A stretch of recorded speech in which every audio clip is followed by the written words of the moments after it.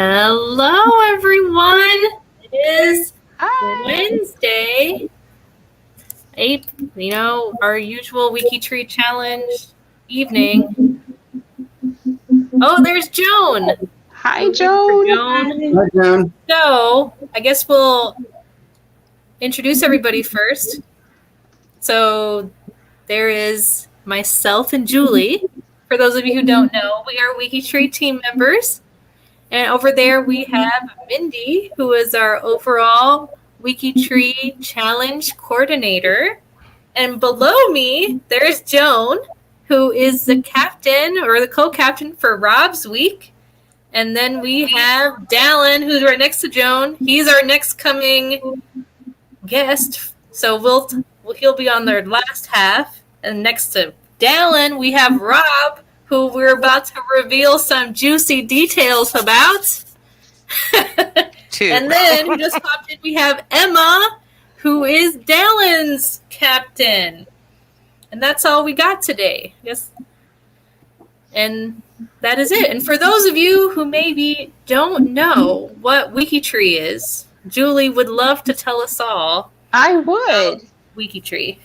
So WikiTree is a community of genealogists where we work together on one single family tree. So unlike other genealogy sites where you build your tree and I build my tree, and we have a common ancestor up here, but we never talk to each other, on WikiTree, when we get to that common ancestor, we work together to find sources and information and resolve discrepancies, make the profile look nice. So in other words, we collaborate to grow an accurate single family tree that connects us all. And the best part, my favorite part, WikiTree is free. Always and forever. Forever. Forever, forever. So that is WikiTree for maybe those of you who just popped in, maybe checking us out, maybe here because you know Rob or you know Dallin or you know somebody and you just wanted to pop in to watch. That is WikiTree. Then the WikiTree Challenge, which is what we're doing now, is our year-long event where each week a team of WikiTreeers takes on a genealogy guest star's tree and make it more accurate and complete than it is anywhere else. For instance, this past week we've been working on Rob and his family tree, and upcoming, starting, probably people are already working on it, Dallin, his week. I'm pretty sure there's probably already people working away on his tree. And this challenge is part of our Year of Accuracy, where our goal is to improve our overall accuracy on WikiTree, make more connections, and more friends. And that is the WikiTree Challenge. Okay, and I'll go ahead and tell you what we're doing briefly as far as communications and points. Now, for our collaboration, we have a spreadsheet. That way, each person on the team can go ahead and enter which profile they're working on, because if you wind up with 40 or 50 people working on the same branches, we don't want to be tripping over people or doubling research. On the right there, you see the start of a G2G post. We use that for going ahead and posting interesting facts, questions, mostly for bounty points, which you'll hear more about. And that the guests can view that also. That's out in the public forum. And last but not least, this one's really important. Now, we rely on Discord. This is our real-time live chat. So, if we want a second set of eyes on a record, if we have problems, we use this a lot this week. It was a very challenging week. We can get in there, and there's always somebody available. This is a global site, so no matter what time of day or night, there's somebody in there, and you can say, hey, can you look at this and see if I've got it right? Or, hey, I added a ton of sources, but I'm terrible at writing biographies. Can you get in there? And, of course, my favorite always, and I'm going to try and do this right this week. I say Dieter Lieberens is his last name. Dieter or Frank, this is in German. I don't know what to do. Tell me what the date is. And we have experts for French ancestors, German ancestors, Ukraine, Russia, you name it. We've got a bunch of them. But that Discord gets hopping sometimes. So now as far as the points go, they get 10 points every time that they break a brick wall down. That's what we call our bounty points. Mm-hmm. They get 1 point automatically for each and every direct ancestor they add, but also the nuclear family. So any siblings, children, and people are not just doing this for the points, and they do a lot of things that don't earn them points, but human nature is, you put a little bit of the challenge in there. They have something to shoot for, a goal, and something to show their progress. People get excited and they just charge forward with it. This was our top 5, and there he is, because there was a lot of German in these branches.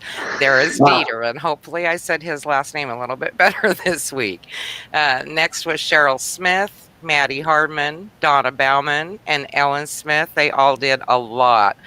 You figure with that many people working on it, those top 5 people beat out everybody else. So, wow. And these are our overall stats, not just including the top 5, but everybody who's been working on the tree, on your tree. And do we want to go ahead and give them the totals for these now, Sarah? No. Or we might as well. We have it open. Okay, so total points for our participants is 507. Now, if you break that down, they created 47 direct ancestors on your branches, Rob. Wow. Yeah. And then the next number, created relatives, is where they created those nuclear family members. And it's always better to get a good picture of the overall whole family and look for those hard to find links that you need when you've got all of the kids, all of the siblings, everybody on there. So those nuclear family members are important, which means that they added 237 ancestors, and then additional ancestors, like if you go out to the sister and her husband and their kids, those were added also. Now the bounty points, this is where that comes in with the 10 points per brick wall. So total was 270 points. So you're going to get to find out who those 27 brick walls were that went down. There were 957 unique profiles edited, and then total edits from our participants was 3,712 in 1 week. I mean, that's the power of WikiTree. Wow. It's incredible to watch. I guess my page is slow by a few. I have 3,705, but that's besides the point. Over 3,000, almost 4,000 total edits on your ancestors' relatives. Yeah, I know. I was getting a lot of messages. It's like, this profile update, a profile update. It's like, okay, don't look at it because I don't want to see it. We were trying to jump in there for you and have the team members, do some of those merges so you didn't have to worry about them. But so I guess we can go on in and start showing you who we found, what we found. All kinds of goodies. What we started with, we based off each great-grandparent, people were working those lines. So the first one, Warthen line. Joan, do you want this or do you want me to take it? She's got no sound. She's still muted. Joan, you're muted. Joan, yeah. There we go. Sorry. We want to hear your lovely voice. All right. This line was quite a challenge, really.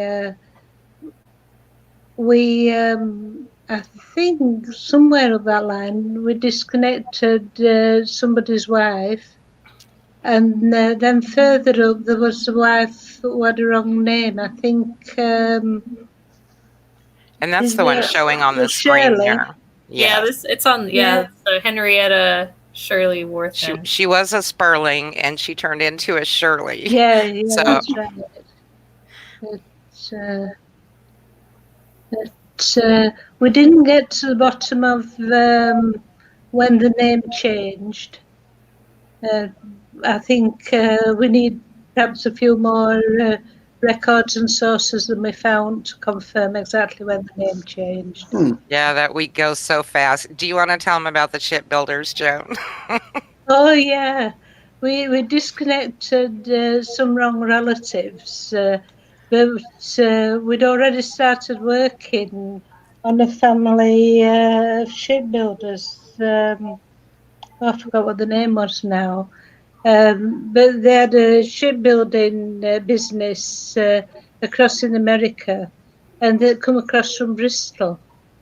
And we'd an old group in England tracking them down in Bristol, and the family became quite interesting. And I think some of the England members are going to continue working on that because they were trying to connect them up to some shipbuilders in London as well. But unfortunately we found they're out. not Yeah. Oh, I feel like I have some connection to Bristol. So when you were talking about shipbuilders in Bristol, I'm like, yeah, that's got to be me. No. You know, and they say a lot of what we're doing right now, and it really is. It's crowdsourcing. We're crowdsourcing these profiles, but it also organically develops these little think tanks, and that's what we kept winding up was little groups of these think tanks. You know, when you hit a brick wall and you look at it so many times and you still can't get anything, it's time to get several people together and try and disprove it. And at one point, you know, Joan and I were talking, and we're like, how many people are we going to disconnect from this tree here? Because this is, we have the most disconnections on these branches. And that's not anything on you, Rob. That's us also, you know, either adding people in and having to remove them, or they were wrong on WikiTree and they weren't matching your tree, and we had to look at whether that was right or not and disconnect if we had to. So we had a lot of that this week. Those are just as important. Yes. Any negative evidence, any of those disconnections, every one of those means that, you know, you're one step closer to finding who you really need to find. Right. We have James Shorb, which was on which line? Louise O'Toole line. Okay.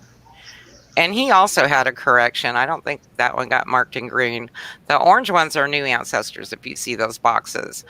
He had a correction done, and he had parents added Johannes Caspra Shorb and Catherine Fricker Shorb.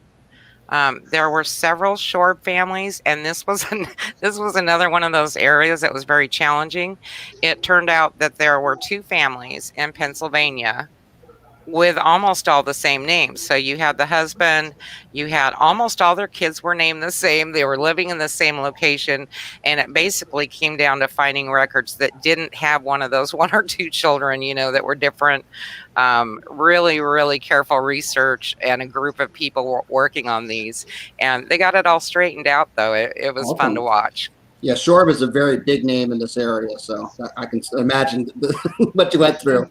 And the interesting thing about a lot of people in this area is like they came into this area, they moved to this area, and then they settled in this area. So it's like you were always in this area. So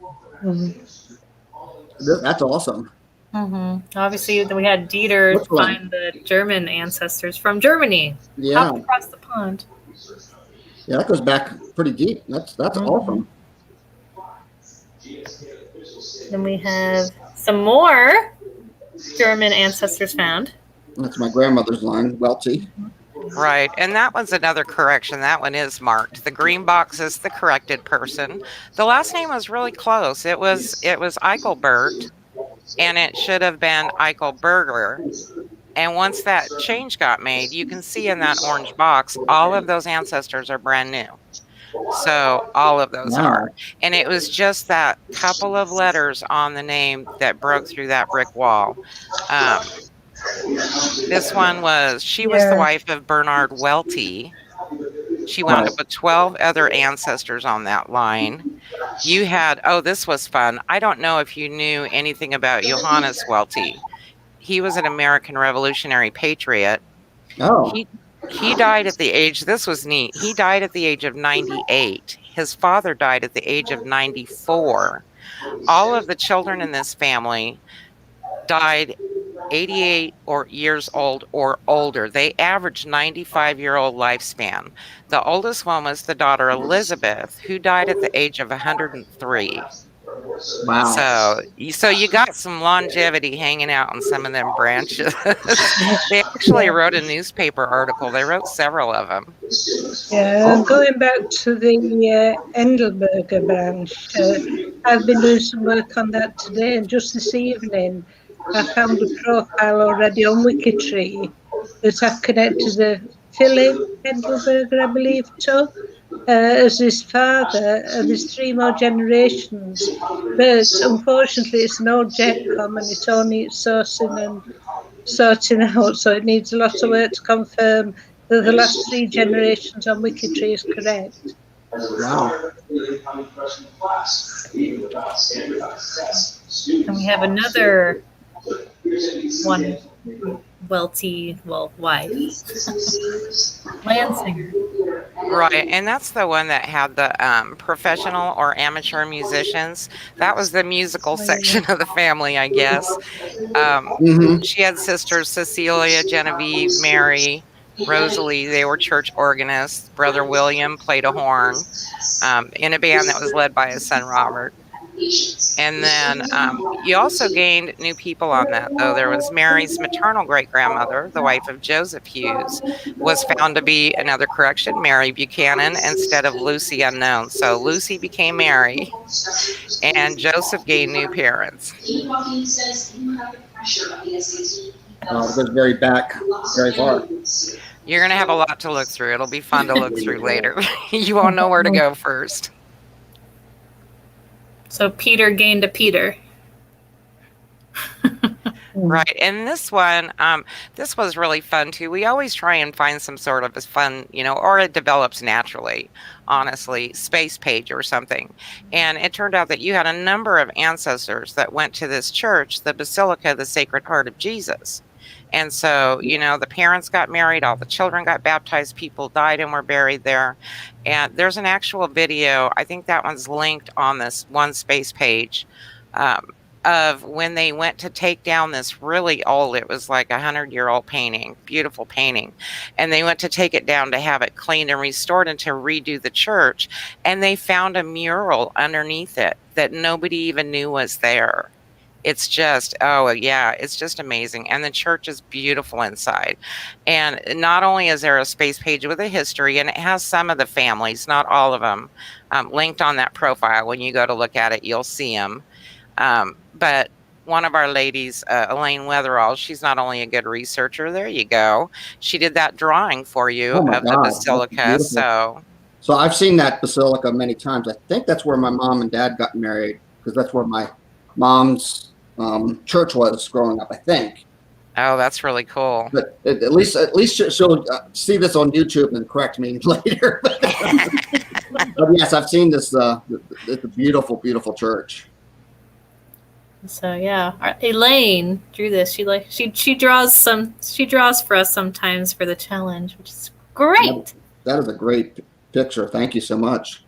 And then the space page, like we were showing there, and they have everybody who was christened, buried, linked on here. So married.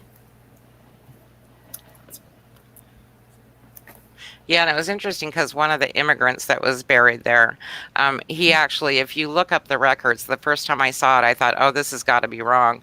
It said he immigrated in 1817. But really what the fact was is he was just so low key. He wasn't in the papers and, making a lot of records. And it was back before we had all the censuses and whatnot. And they were going by the first really valid record they could find, which was his burial. He died in 1817. So his immigration date is 1817 because they don't know, when he actually came over. They just know that he did. That's awesome. And we just wanted to show also this very well written biography for Ida Elizabeth Funk. Ida Cecilia Elizabeth Hawkins Smith. And it was never totally decided how she wound up with 2 first names and a nickname, but we're thinking of first name, her confirmation, her baptized devotional name, and then maybe just a nickname, because at first it was thought they may not be the same person, but when you really do a deep dive into the records, that was all definitely her. So she was around for the term. And a lot of my ancestors seem to like to have different names, what I've noticed. Change it up on you, make it real difficult. Even my uncles, they didn't go by their real first names. Most of them went by their middle names. It's like, it's... Yeah, I see that in some families. I remember seeing a DNA kit come in, a match come in one time, and it was for a Charles, and I'm like, who the heck is this? Oh, that's right, this is my Uncle Pat. That's funny.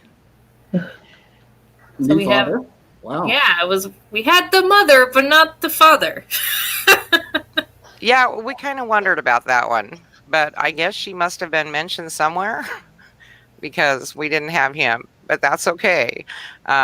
Anthony Small was the one that was added. He was born in Pennsylvania, moved to Virginia, where he served in the United States Civil War on the Union side. Oh. He and Margaret had 10 children. This resulted in 53 new ancestors for Anna's line. The oldest being Johannes Eck, who was born about 1500, most likely in Germany. And it kind of needs some sources further out. That week goes so fast, and we always go, oh, I'm going to get back to this one. And, we wind up doing it after the week's up if we can, because there's just so much to do. And then, I found the flag for the unit he was in, and they were called the Lancaster Rifles. So that flag is also on his profile. Awesome. So, and I was trying to, you might be able to do some more research, but I tried to research that regiment and found a little bit, but maybe you can do some more research on it. Yeah, I'm definitely looking forward to actually diving deep into this.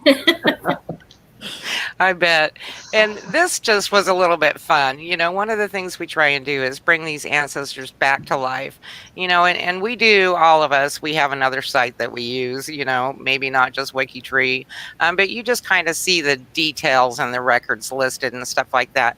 We have the space on WikiTree to go ahead and write out a narrative and put pictures in and try and really look at what the records tell us about a family.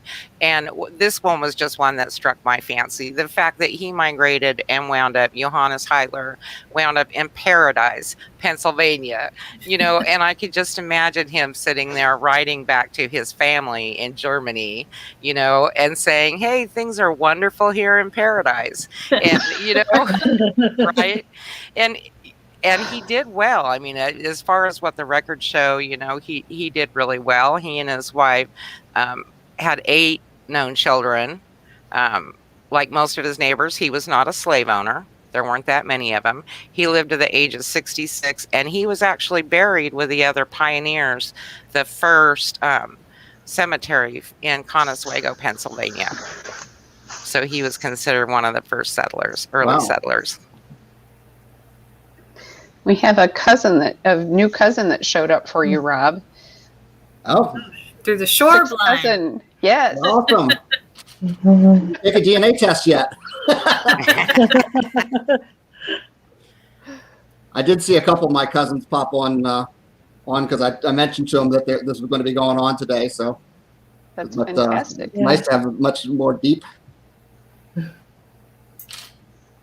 we have Johann and Magdalena, new parents for Meinrad Mueller.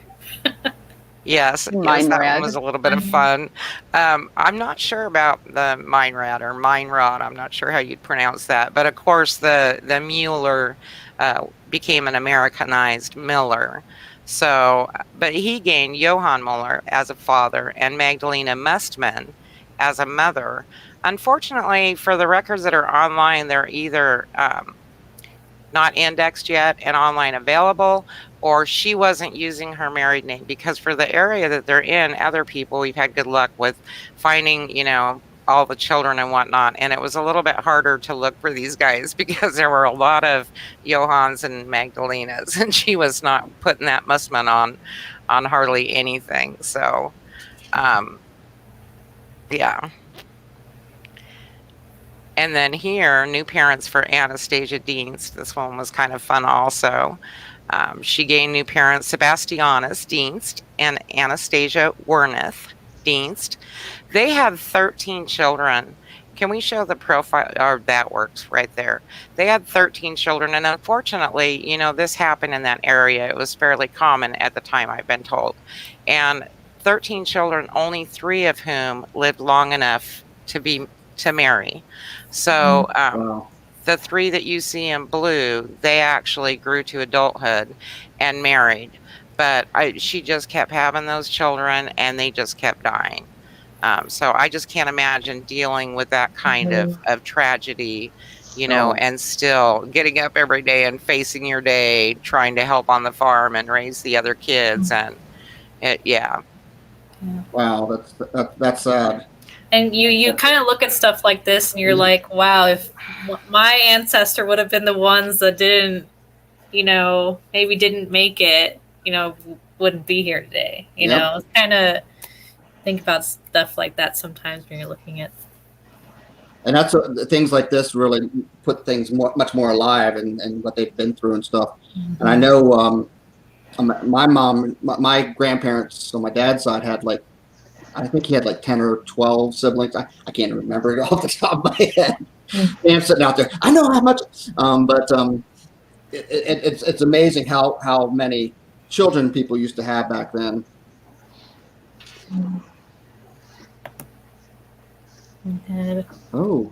We disconnected and fixed some stuff on this line. Yes, this was the many wives of Albert. Not really. He married twice, but at first it was really difficult. This was another challenge. We had a number of them this week. Another very challenging, which is fun though, area. It was thought initially, tradition said he married a Mary Eve. Well, what happened is he married a Mary Catherine and then a Mary Elizabeth. And they were both Huffnagels, and they were definitely totally separate people. So Albert had 7 children with Mary Catherine, including your direct ancestor, Margaret, that married a Bisker. And his wife died. His first wife died in 1892 after the 7th child was born. And I wonder if that has anything to do with it. I don't know. And then he remarried less than a year later because, of course, now he has these 7 children in his household and nobody to take care of him. And then he had 4 more children with the second wife, Mary Elizabeth. So there were days of intense research just on this one family, particularly by one of our team members, trying to make sure that all of the records were sorted out correctly. And it just, she really did a good job. We had another disconnection on that line, mostly because of the name changes. So, yeah. Wow. I think this shows all of your brick walls busted. So every one of those dots, you'll get a link to the actual chart so you can download it, Rob, and see and zoom in and see it up close. That'll give you the. Yeah, you can't see it on this one, but every one of the yellow spots was an available brick wall. That was something one of our team members could concentrate on. Okay. Everywhere there's a dot in it, like you can kind of see in the blow up, that's where our team members broke down a brick wall. So I think they did pretty good. And you kind of see it in clusters, you know, where some of them were all working together and taking part of the mother's branches and then kind of splitting it off so everybody wasn't on the same one. And then the rest of it was just really spread out. It was a lot of fun. That's awesome. Thank you so much. And then we can, the before and after charts that Greg put this together. Yeah, Greg is awesome with those. 9 generations before. And then we have 9 generations after. So pretty much kind of the chart that we showed before that Mindy put together. And then we have an 11 generation chart after. which is kind of hard to see, but Yeah, you'd have to kind of zoom in and it's then just fun scooch to it around. yeah. Yeah. Wow. Mm-hmm. Really, you picked up a lot of people out there, a lot of family I members. can't wait to look at that. How many brick walls did we end up breaking, Mindy? How many did you say? We wound up with 27 brick walls down. That's awesome. Thank you all so much. That's I can't. I can't think what to say, but I'm just so excited to go out there and look at all of that. And I appreciate so much what you've all done. Thank you. Well, it was our honor to work through your branches, Rob. So thank you for letting us go out there and just charge at them. Thank you. Mm-hmm. Did you take a nap beforehand so you can stay up late and do research? I didn't think of that. I'm more of an early person, so I'll probably be popping up at 5 o'clock tomorrow morning looking at it. Well, do we have any final questions for Rob? Or Rob, do you have any final questions or comments, or do we get an A+? Definitely an A+, 110%. Thank you all. Well, we thank you, Rob, for letting us, work on your tree. I know everybody had a great time. I know I dabbled a bit in your tree, on a couple profiles, so it's fun. It's great fun working. And real quick, Sarah, I did forget to do a shout out for Emma Macbeth, of course, who so generously donated her time and was actually able to do DNA confirmations out to second great grandparents. So we love to be able to give that kind of a special edition. Yes, I know Emma and I were talking. I was giving her access to kits and stuff like that, and it was really neat because I did go pop out there and we looked out at second generation and saying all that DNA confirmations out there. It was pretty neat and I didn't give you all the DNA that I had, but yours was the first tree I've been able to do the whole thing. Like there's usually a couple missing ancestors we don't have enough DNA for, so that was really exciting. I've been recruiting people and trying to get folks and. I was actually surprised how many of my first cousins were taking DNA tests and stuff like that, and so it was really pretty cool. Awesome. Well, thank you everyone for working on Rob's tree. Thank you, Rob. Thank you, Joan and Janet and Mindy and Emma. Thank you, everybody. Thank you all so much. So we have revealed to Rob what we found for him. So now we will go into Dallin. We'll talk about him, and then we'll just get that started. So, who is Dallin, Julie? Who is he? Well, Dallin is a very familiar. Dallan Quass is a very familiar name in the genealogy community. The organizations and websites he's involved with include names that we all know, like Family Search, where he worked for a few years as their CTO. He's also the founder of Roots Finder, and he created Genealogy Gophers and We Relate. He is the founder of another website called ourroots.org, which is an innovative solution that helps to meet the needs of the challenges that family history societies face when they put their content online. And besides that, I hear he's just an all-around nice guy.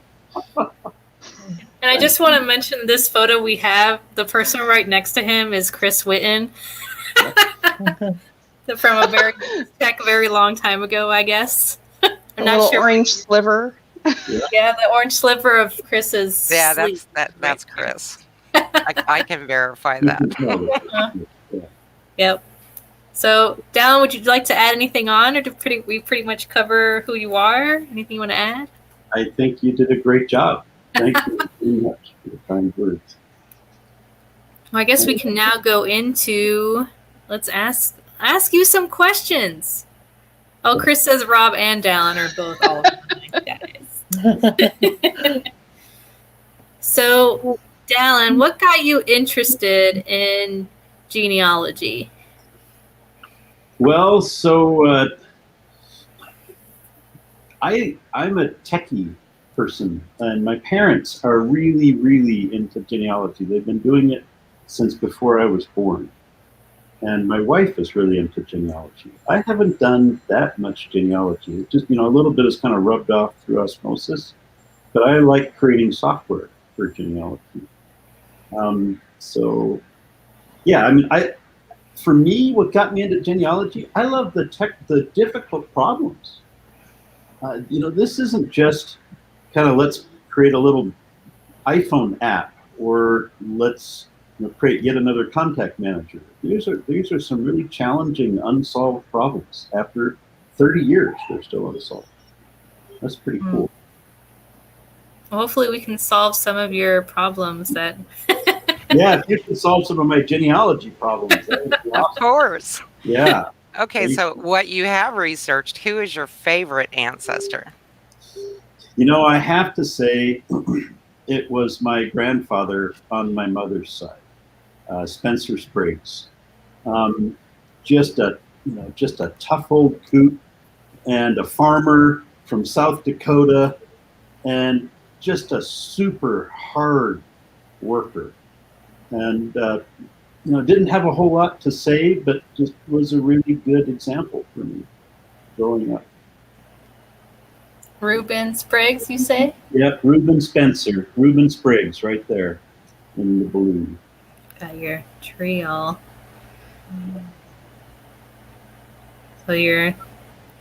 So what, do you have any interesting stories about any of your ancestors that you'd like to share about your family that you found? So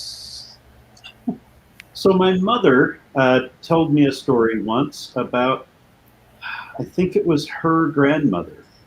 Her grandmother got pregnant from a fellow who then, this was in South Dakota, and he took off and went to Oregon.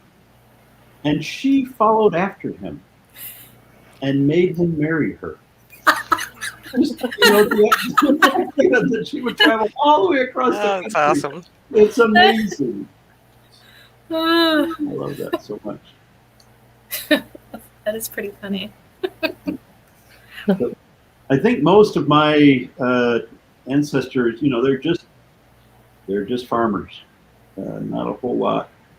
No famous people that I've ever found. Farmers are pretty important, though. They are.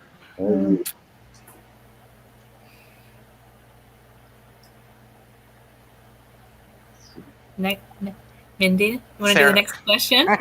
No. So when did you first discover WikiTree? Chris and I were talking about WikiTree way back. So I had developed WeRelate. So back when I was CTO of Family Search, this was back when they were not trying to go after a wiki-based tree, back 20 years ago. And I thought that it was worth doing a wiki-based tree, so I did WeRelate. And Chris, as you know, started up WikiTree about the same time. And I am just in awe of Chris's ability to bring a community together. It's not easy to do that, and he is a genius at it. So Chris and I have known each other, and I've respected Chris for, I don't know, years and years. I think the feeling's mutual. Yeah. Chris created a wonderful site that we all use daily. So with what are your current brick walls that you would want to bust through? Yeah, so on my mother's side, those Norwegians, they kept changing their name at the drop of a hat. And we've had some struggles there. I remember my mom going to the family history library and saying, I spent a week there and I found one person. And I think she did it to encourage me to do more family history myself, but it did not have that effect. So the Husser family, for sure, would be interesting to get to know more about. I know we have some specialists in that field. Norwegian, so we might be able to help you out with that. Oh, look, Yeah. Thomas. Good. Thomas Kenline says, "Yep, I'm up." We'll put him to work this week. Go at it, Thomas. Yeah, we should have several people that can. And so after watching all of the nice things that we discovered for Rob, what do you hope to get the most out of this challenge? What is it you want to see happen? I am amazed at how much you've done in a week. It's incredible. If you did half that much, solve half the number of brick walls for me, that would be awesome. And the part that's even more amazing is the details, and even in the ones that I had, and the details that they went into documenting that. Because I was just like, I just threw something up. There's so much details because I'm sitting here looking at all the details. He's not making it to bed on time, guys. Yeah, Rob didn't even think we'd break any brick walls, and look at us. We got over 20. Good job. Yeah, that's incredible.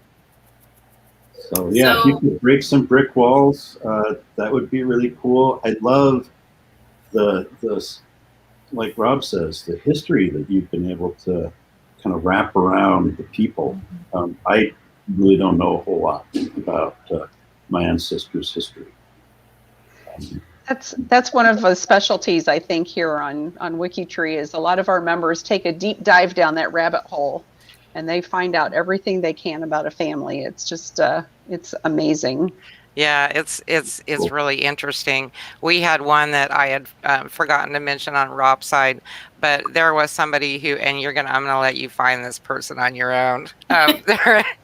There was somebody, and when his wife passed, there weren't any coffins. These were some early settlers. And so they took a tree and they hollowed it out. They hollowed out a log and they made a coffin for her. And that's what she was buried in. It's actually in the history of that county and that town. And then eventually he wound up buying a farm to settle permanently on. And for the one that was large enough for the rest of the family to still be around him. And he had her relocated actually in a coffin at a burial site. So, but the whole log thing was intriguing to us. I'll have to go searching for it now. So Dallin, we're gonna be challenged now because we're gonna have to find something really good for you too. We have a question from the chat. So, ancestral places. There are a lot of Quasses and Sprigs in the Midwest, and I grew up in the Midwest, so I've been there. But I have never been back to Germany. I've never been to Norway. I've been to England, but on business, so I've never had a chance to look to see where people lived there. Do we have any? And Emma's your captain. Emma, do you have any questions for Dallin? Do we have any more questions in the chat? You guys have already asked the questions I would ask, so I'm good. Oh. No. Okay. Well, I'm excited. I didn't have any more from the chat at this point, but there's a lot of chatter going on out there with talking about how farmers are the salt of the earth, and I think we all have, a lot of farmers in our history. All of my ancestors in the United States are in the Midwest too, Dallin. So I completely get where you're coming from. Okay. Looks like there's just a question that popped up from. Oh. Do you have pictures you'll be able to share with us over the week? I do. Yes, I have. Terrific. Not as many. I mean, my wife has hundreds of pictures. I have, a couple dozen. So I feel bad because she has all these, but and no, I do not speak.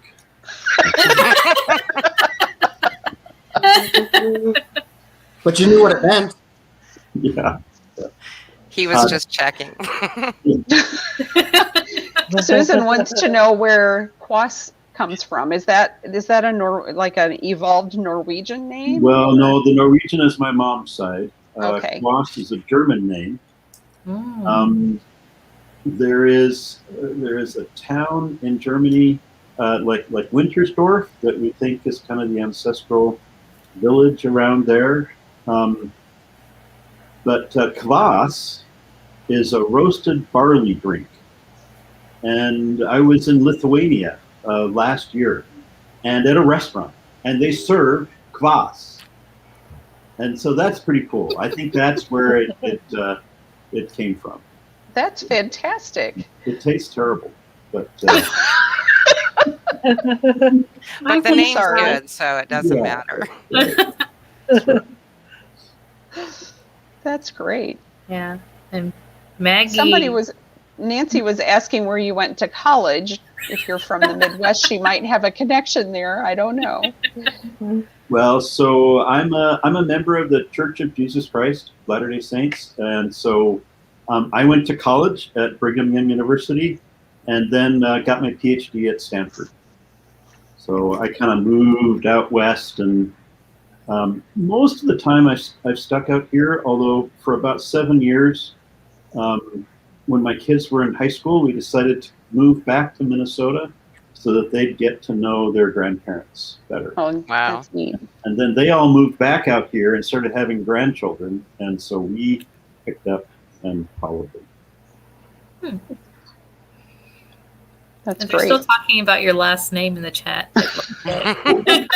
Thin sour beer, it says. There's also beet kvass. Mhm. Beet Kvass. I make beef kvass and drink it. Oh. Oh, really? Is it good? Is it better than barley kvass? I've never had barley kvass, and you can make kvass out of any vegetables or fruit. If you like beets, it's good. Yeah, Okay. I mean, I do. like beets, but a lot of people don't. I like borscht, so I might like it. You might like it. Have you found that other spelling of Quass, the Kvass, going back far enough? Have you gone back that far for seeing that name kind of change, or? Well, no. Okay, so the family legend is that there were two brothers that came over from Germany, and one of them was Quass, and the other one was Quaas. And no one's really certain which one was the original spelling. Okay, So that would be, that's interesting. yeah. They both could have been, Yeah. because they just didn't spell very well back then. True. So do we have any other questions or comments, reactions? There's a lot of kvass conversation going on. Yes. Besides that. Anything else? Dallin, do you have any questions for us about anything or comments? Just or? during the week, how should I make myself available? Well, I'm sure Emma will probably be in contact with you if she has any questions, and you could probably just stay in touch with her. There's also Mindy if for some reason Emma becomes unavailable. She's the coordinator. But yeah, that's pretty much how you'd make yourself available. I'm sure. Do you already have? I guess you've exchanged emails. I'm not sure. And don't peek too much because it'll ruin the surprise at the end of the week. Try and stop. Rob's like, yeah, I already tried that. Didn't work. Yeah. It worked pretty well. I was surprised at the things that you wrote, so that was great. Yes. So we look forward to working on your tree, Dallin, and I'm sure we will have lots of wonderful discoveries next Wednesday, same time, same place. This And is then just don't forget, Thank you. on Saturday, 10 a.m. Eastern Daylight Time, EDT, we have our weekly live cast. This week we'll kind of be covering a little bit of the WikiTree challenge. We'll be going over how to do bios and sources that, since we're so focused on the year of accuracy, it's a good deep dive into that. Yeah. And then, like I said, next Wednesday, and unless anybody else has any other questions or comments, we'll probably head off for the evening. I know it's way past Joan's bedtime.